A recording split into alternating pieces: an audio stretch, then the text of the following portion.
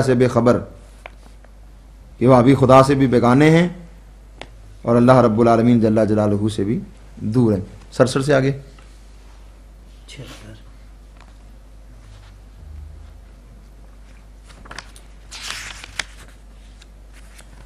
یہ صفحہ 76. اس پر کیا لکھا ہے؟ ان ارباب زیغ و زلل نا آشنائے قرب خدا اور سوز دعا سے بیگانہ کاروں سے یہ تو پوچھا جائے کہ دعا کی درخواست پر ہاتھ اٹھ سکتے ہیں تو اپنی دعا میں کیوں نہیں؟ نا آشنائے قرب خدا، اللہ رب العالمین کے قرب سے نا آشنا ہے.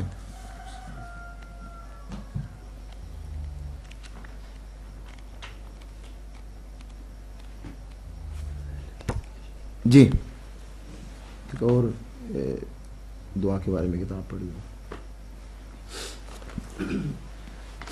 یہ ایک حوالہ دیا تھا، دوسرا حوالہ سن لیں وحیدی کا بھی، نواب صدیق حسن کی کتاب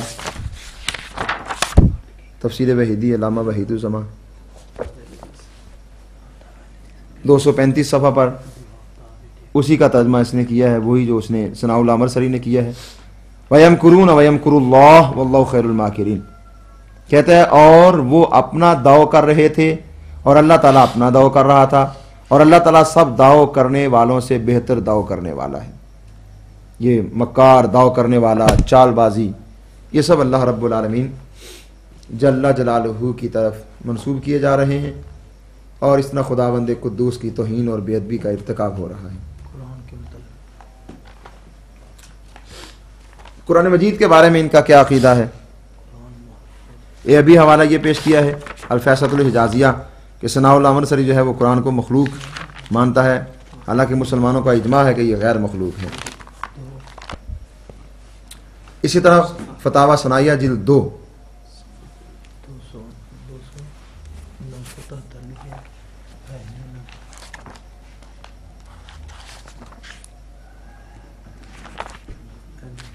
جی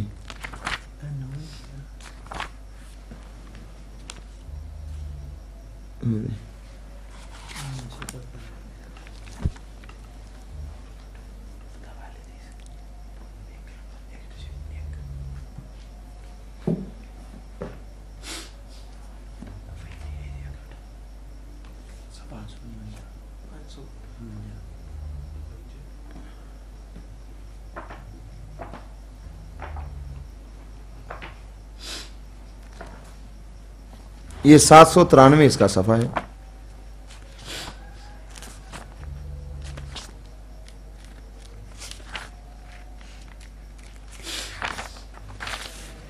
یہ فتاوی ثنائیہ جلد 2 صفحہ 793.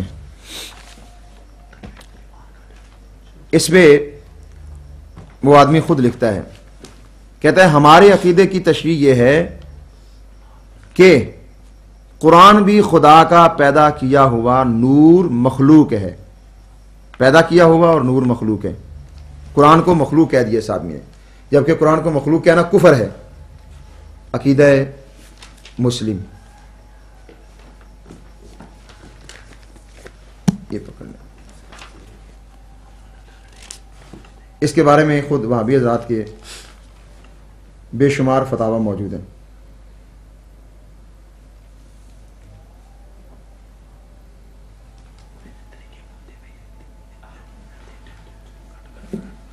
یہ دیکھ لیں.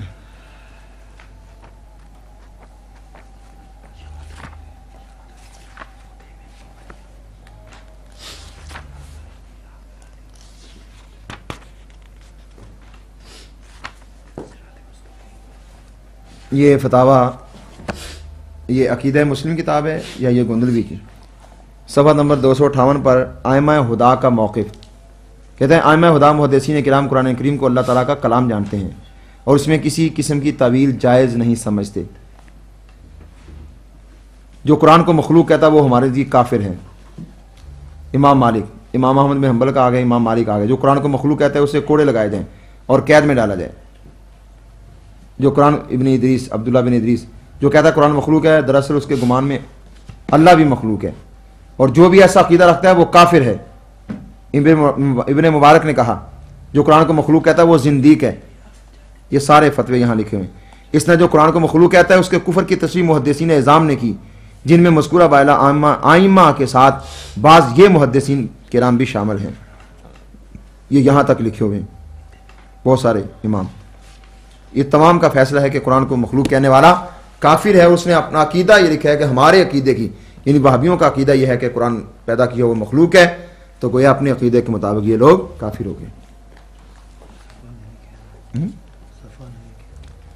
اب یہ فتاوی اہل حدیث ہے، جلد اول، صفحہ اس کا 75 ہے۔ یہ قرآن کو کیا سمجھتے ہیں اور قرآن کے بارے میں کیا کیا انہوں نے۔ وہابی حضرات کے مولوی ثناء اللہ امرتسری نے الکلام المبین کے نام سے ایک کتاب لکھی ہے، اور یہ اس کے بارے میں تفسیر القرآن بکلام الرحمن، اس پر یہ ذرا نقل کر رہے ہیں، اور آگے نیچے لکھتا ہے ایک مجاز جس میں گمراہ فرقوں کا تمسک ہو، اس کی کیا وجہ؟ کیا اسی کا نام تفسیر ہے؟ ایسی تفسیر کو آپ ہی تفسیر کہتے ہوں گے، ورنہ دنیا تو اس کو تحریف کہتی ہے، دنیا تو اس کو تحریف کہتی ہے۔ یعنی یہ لوگ تفسیر نہیں کرتے بلکہ تحریف کرتے ہیں، قرآن کی وضاحت نہیں کرتے بلکہ قرآن کو تبدیل کر رہے ہیں، اس کے مفہوم کو بگاڑ رہے ہیں۔ اور اس آدمی تو باقاعدہ کہہ دیا کہ قرآن کے اندر تحریف ہوئی ہے، تبدیلی ہوئی ہے۔ تفسیر وحیدی وحید الزمان صفحہ نمبر 549، یہ قرآن میں آیت ہے، انما یرید اللہ لیذھب عنکم الرجس اہل البیت ویطہرکم تطہیرا۔ اس کے بارے میں لکھتا ہے، کہتا ہے ایسا معلوم ہوتا ہے کہ یہاں آیت ان آیتوں کے بیچ میں رکھ دی گئی جن میں ازواج مطہرات سے خطاب تھا، اور شاید صحابہ نے اسے اجتہاد سے ایسا کیا۔ یعنی ایک تو قرآن کے بارے میں کہا کہ یہ آیت یہاں نہیں ہونی چاہیے تھی، یہاں آ گئی، دوسرا کہتا ہے کہ شاید صحابہ نے اپنے اجتہاد سے ایسا کیا ہے۔ اب یہ شیعوں والا موقف ہے، صحابہ کرام کو بدنام کرنے کے لیے معاذ اللہ یہ بکواس کی ہے کہ انہوں نے اپنی طرف سے قرآن کی آیت کو یہاں رکھ دیا، گویا قرآن کو تبدیل کر دیا، جبکہ اتفاق اور اتحاد اور اجماع ہے کہ یہ جو قرآن کی ترتیب ہے یہ واقعی نبی پاک صلی اللہ تعالی علیہ وسلم کی ہدایت اور رہنمائی کے مطابق ہے۔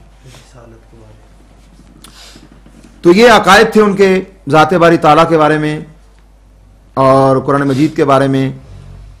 اب اس سے آگے اگلا سٹیپ جو ہے وہ یہ ہے کہ یہ لوگ رسالت کے بارے میں ان کا کیا عقیدہ ہے اور ان کا کیا نظریہ ہے، اس بارے میں بھی چند ایک حوالہ جات جو ہے وہ آپ کے پیش خدمت کر دیتے ہیں تاکہ حقیقت جو ہے وہ نمایاں ہو جائے۔ پہلے نمبر پر یہ تقویۃ الایمان ہے، جو ان لوگوں کی ایک بنیادی کتاب ہے۔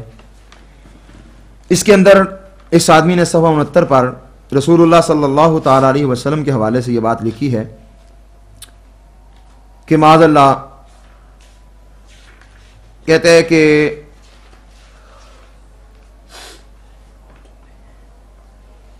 خود پیغمبر ہی کو یوں سمجھے کہ شرع کا حکم ہے، اور ان کا جو جی چاہتا تھا اپنی طرف سے کہہ دیتے تھے، اور وہی بات ان کی امت پر لازم ہو جاتی تھی، سو ایسی باتوں سے شرک ثابت ہوتا ہے۔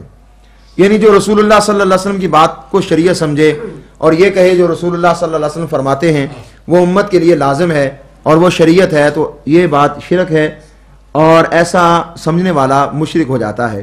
جبکہ قرآن مجید میں جگہ جگہ پر فرمایا گیا اطیعوا اللہ و اطیعوا الرسول، رسول اللہ کی بھی اطاعت کرو، جو حکم دے اس حکم کو لے لو۔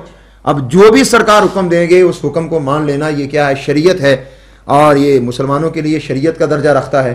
تو یہ کہتا ہے کہ ایسا عقیدہ رکھنے والا مشرک ہو جاتا ہے۔ ایسے ایک اور مقام پہ ارشاد فرمایا ما آتاکم الرسول فخذوہ، رسول اللہ صلی اللہ علیہ وسلم تمہیں جو دیں وہ لے لو۔ تو جو بھی سرکار عطا کریں گے، جو فرمائیں گے، وہ مسلمانوں کے لیے شریعت ہے۔ تو یہ کہتا ہے کہ جو یہ عقیدہ رکھتا ہے وہ آدمی مشرک ہوتا ہے، معاذ اللہ۔ اس میں معاذ اللہ صفحہ نمبر 35 پر اس کا گندے عقیدے کا اظہار کیا گیا ہے کہ معاذ اللہ لکھا ہے 35 پر، اور یقین جان لینا چاہیے کہ ہر مخلوق بڑا ہو یا چھوٹا وہ اللہ کی شان کے آگے چمار سے بھی ذلیل ہے۔ یہ چمار ایک ذلیل ترین قوم ہے، تو یہ کہتا ہے کہ ہر مخلوق بڑا ہو یا چھوٹا ہو.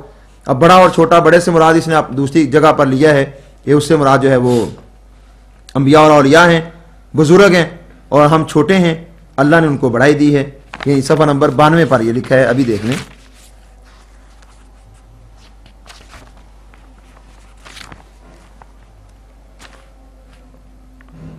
یہ لکھا ہے، کہتا ہے کہ انبیاء، امام زادے، پیر، شہید، یعنی جتنے اللہ کے مقرب بندے ہیں وہ سب انسان ہی ہیں اور بندے عاجز اور ہمارے بھائی، مگر اللہ نے ان کو بڑائی دی، وہ بڑے بھائی ہوئے، ہم کو ان کی فرما برداری کا حکم کیا، ہم ان کے چھوٹے ہیں. تو انبیاء اور اولیاء بڑے ہیں اور یہ چھوٹے ہیں. اور یہاں کیا کہتے ہیں؟ ہر مخلوق بڑا ہو یا چھوٹا وہ اللہ کی شان کے آگے چمار سے بھی ذلیل ہے، معاذ اللہ. تو انبیاء اور اولیاء جتنے مقرب بندے ہیں وہ سب اس کے نزدیک وہ ذلیل قوم جو چمار ہے اس سے بھی اللہ کی بارگاہ میں زیادہ ذلیل ہیں. تو ان کے نزدیک چمار کی تو اللہ کی بارگاہ میں کوئی حیثیت ہے، نبیوں بنیوں کی اس سے بھی زیادہ بےزتی اور ذلت ہے، معاذ اللہ. اس سے بھی کم درجے والے ہیں اور ان سے بھی ذلیل ہیں، استغفر اللہ العظیم. یہی بات صفحہ 87 پر ایک اور انداز میں لکھی ہے. یہاں نام لے کر لکھتا ہے، کہتا ہے اللہ کی شان بہت بڑی ہے کہ انبیاء اور اولیاء اس کے روبرو ایک ذرہ ناچیز سے بھی کم تر ہیں. ادھر نام نہیں لیا لیکن یہاں نام لے لیا، انبیاء اور اولیاء کہہ دیا. اور اللہ کے سامنے ایک ذرہ ناچیز، ذرہ بالکل معمولی ایک چیز، کہتا ہے اس کی کو تو اللہ کی بارگاہ میں کوئی حیثیت ہے ذرہ ناچیز کی، لیکن انبیاء اور اولیاء کی اتنی بھی حیثیت نہیں ہے، وہ ذرہ ناچیز سے بھی کم تر ہیں. اور اسی طرح اس آدمی نے دیکھیں نبی پاک صلی اللہ تعالی علیہ وسلم کے ساتھ کس طرح ایک بیگانگی کا اظہار کیا ہے. ایک عام آدمی کا جس طرح نام لیا جاتا ہے ایسے حضور علیہ الصلوۃ والسلام کا نام لیا. کہتے ہیں کہ